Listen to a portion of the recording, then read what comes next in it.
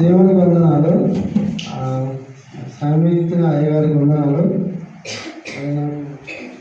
అలాగే ఏం చెప్పాలి అని నాకు దేవుడు బయలుపరిచినాడు. రెండే ముక్కలు చెప్తాను. దేవుడు తప్పు గురించి ఉన్నారు అంటే మరి దేవుడు పరలోకం నుండి భూలోకమునకు వచ్చి ఉన్నాడు. ఎందుకనగా మరి అనేక ఆత్మలు నశించిపోతున్నాయి. ఎంతోమంది విగ్రహాలతో మునిగిపోయి అనేకంలో నరకంలో పడిపోతున్నారు.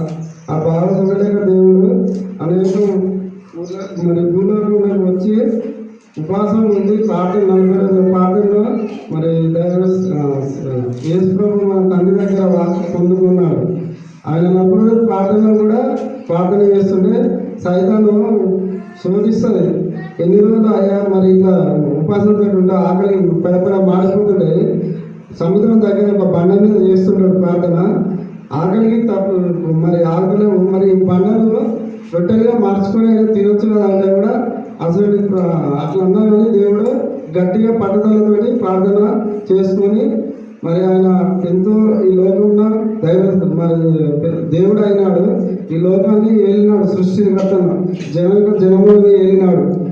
మరి మరి దేవుడు మరి ఎందుకనగా మన కొరకు మానవుల కొరకు పాపముల కొరకు శిలువలో ఎంతో పడ్డాడు. అందరి పాపముల కొరకు మరి ఎంతో బాధపడి ఉన్నాడు. అందరి జనుల కొరకు మరి ఇంత తగ్గించుకొని ఉన్నాడు.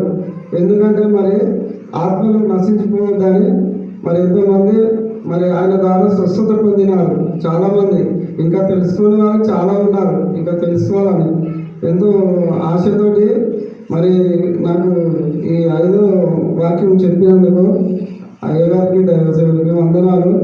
మరి ఇంకోటి సమశ్రీ అనే తల్లి కూడా ఒక బావి దగ్గరికి బిందెతో వెళ్తుంది.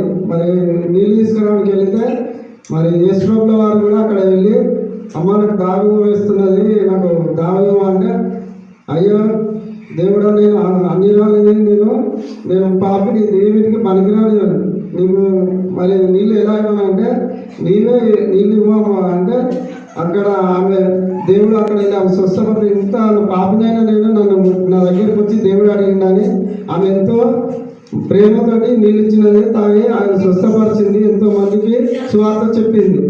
కానీ అలాగా సువార్త చెప్పే గుణము కలిగి ఉండాలి.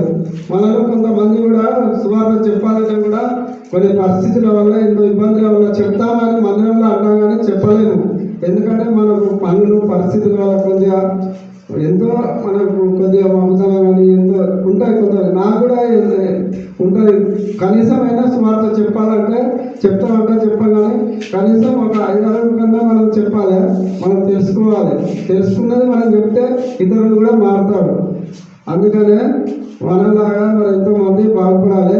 నరకంకి వెళ్ళకుండా పరలోక రాజ్యం వెళ్ళేటప్పుడు మనం వస్తుంది. ఎంతోమంది మనం చెప్తే బాగుపడతారు. మరి తప్పు గురించి అనే మాటకు నేను చిన్న మాట మరి కొద్దిగా రిఫరెన్స్ చెప్పినాను. తప్పులో క్షమించగానే కోరుచున్నాను. ఈ చిన్న వాక్యం దేవుడు స్థిరించుగాక. ఆమేన్.